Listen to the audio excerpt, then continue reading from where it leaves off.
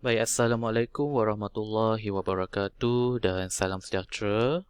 Baik, saya akan mulakan kuliah unit 3 sambungannya dalam kaedah menulis maklumat iaitu kutipan.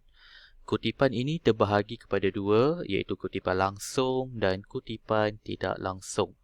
Baik, kita lihat satu persatu.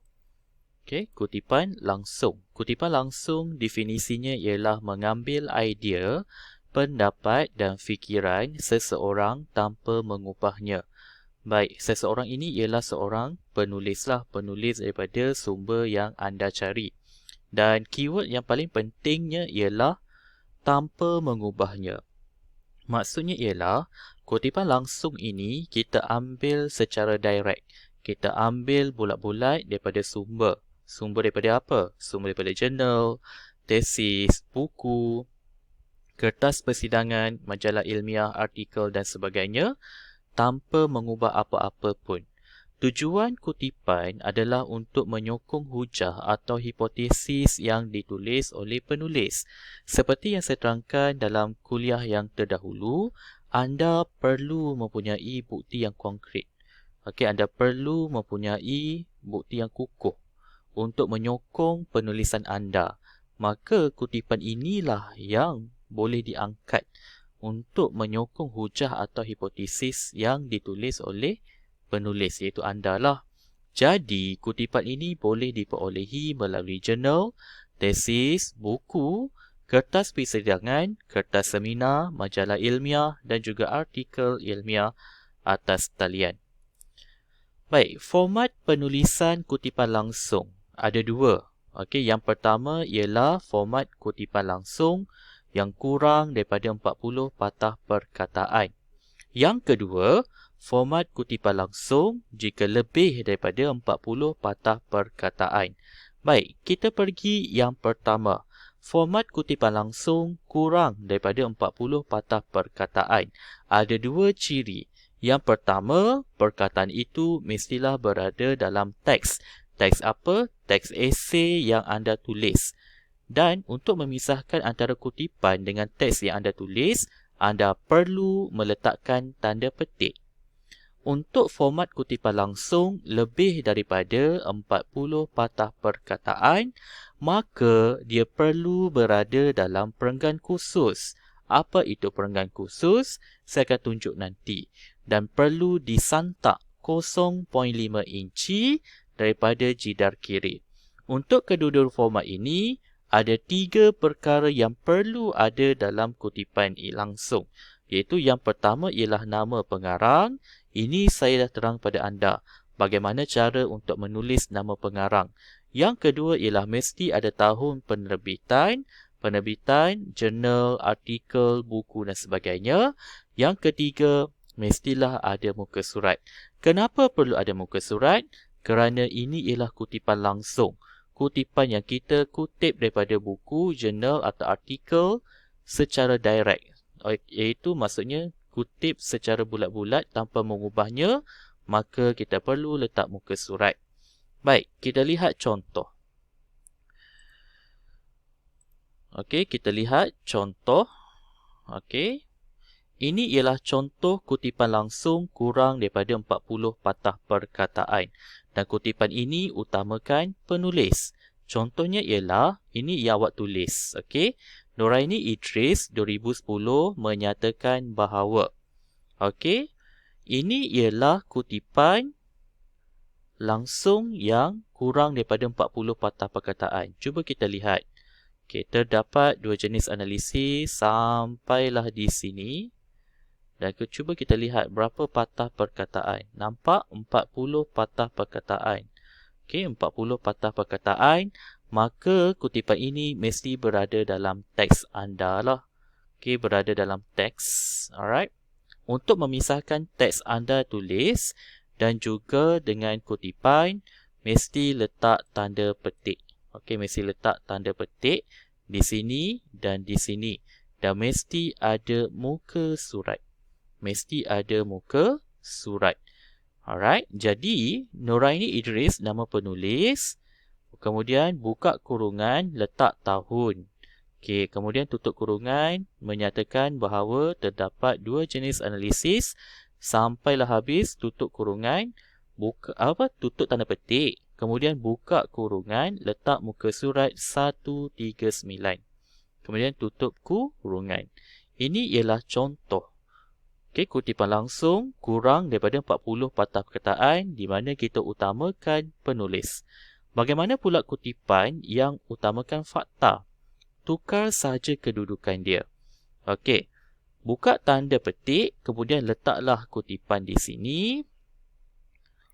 Kemudian tutup tanda petik, buka kurungan, letaklah nama penulis, tahun dan juga muka surat, tutup kurungan. Kemudian kalau kita lihat ada berapa bilangan patah perkataan? Ya, ada 40. Alright, 40. Maka ini ialah maksudnya, iaitu kutipan langsung kurang daripada 40 patah perkataan mesti berada dalam perenggan dan mesti ada tanda petik, kemudian ada nama penulis, ada tahun dan juga muka surat. Baik, kalau kita lihat lagi, ini pula ialah format kutipan langsung lebih daripada 40 patah perkataan. Ada dua ciri di sini. Yang pertama, perlu berada dalam perenggan khusus. Yang kedua, santak 0.5 inci daripada jidar kiri. Tiga perkara yang perlu ada dalam kutipan langsung ini masih lagi sama. Mesti ada nama pengarang, tahun penerbitan dan juga muka surat. Baik, kita lihat contoh. Ini ialah contoh kutipan langsung lebih daripada 40 patah perkataan. Okey, dan kutipan ini utamakan penulis. Ini ialah ayat anda sendirilah anda tulis. Dalam kali ini pelajar yang berupayaan tinggi bla bla bla ini ialah ayat yang anda tulis. Kemudian awak nak utamakan penulis, betul? Maka letaklah nama penulis di sini, buka kurungan, letak tahun. Kemudian ini adalah kutipannya. Okey, dan kutipan ini berada dalam perenggan khusus. Okey, ini perenggan khusus. Ini satu perenggan yang awak tulis sendiri. Ini perenggan khusus. Dia tak termasuk dalam perenggan yang sama. Tak seperti yang kutipan langsung kurang 40 patah perkataan, dia berada dalam satu perenggan. Berbanding dengan lebih 40 patah perkataan, dia berada dalam perenggan khusus dan mesti disantak 0.5 inci dari jidar kiri. Dan kenapa dia perlu berada dalam perenggan khusus? Sebab dia lebih daripada 40 patah perkataan. Kita lihat ada berapa patah perkataan di sini? Ada 50 patah perkataan. Baik, itu maksud dia. Ini ialah kutipan langsung lebih daripada 40 patah perkataan yang utamakan penulis.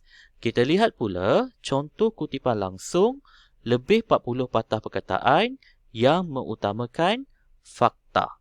Okey, apa yang bezanya ialah begini. Kita letak dalam perenggan khusus, kemudian nama penulis, tahun dan muka surat mesti berada dalam kurungan. Alright, ini pula ialah muka surat saja dalam kurungan, nama penulis dan juga tahun berada di awal sebegini. Dan saya nak tanya, ada tak tanda petik? Tidak ada ya. Kalau lebih 40 patah perkataan, tidak perlu letak tanda petik. Kalau kurang daripada 40 patah perkataan, barulah kita letak tanda petik. Okey? Baik, saya nak tunjuk kepada anda bagaimana cara nak buat indentation ataupun santak 0.5 inci.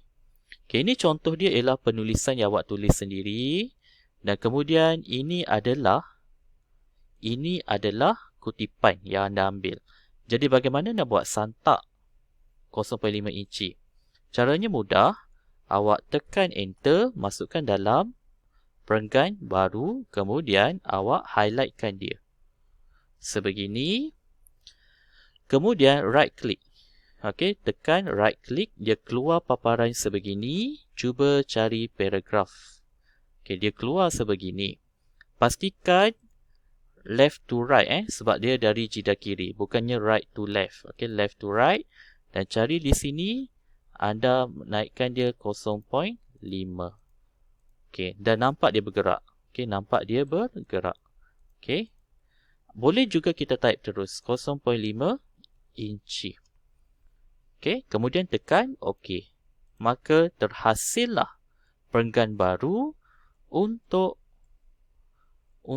kutipan lebih 40 patah perkataan. Dan disebabkan awak kutip ini ialah kutipan langsung, maka awak tak perlu ubah apa-apa, cuma disebabkan ini ialah bahasa Inggeris, anda perlu italickan dia.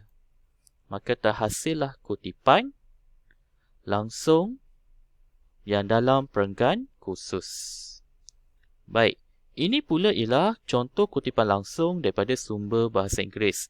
Ini kalau kurang daripada 40 patah perkataan. Okey, ini ialah ayat anda sendiri dalam esei. Okey. Kerana ini seiring dengan pendapat Hanson 1995 iaitu dan buka tanda petik dan ini ialah tanda elipsis. Itu ada pengguguran ayat di bahagian belakang.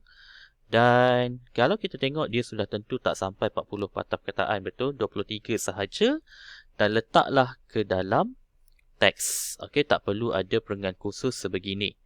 Baik, kemudian make sure ataupun pastikan anda italickan dia. Okey, italickan dia.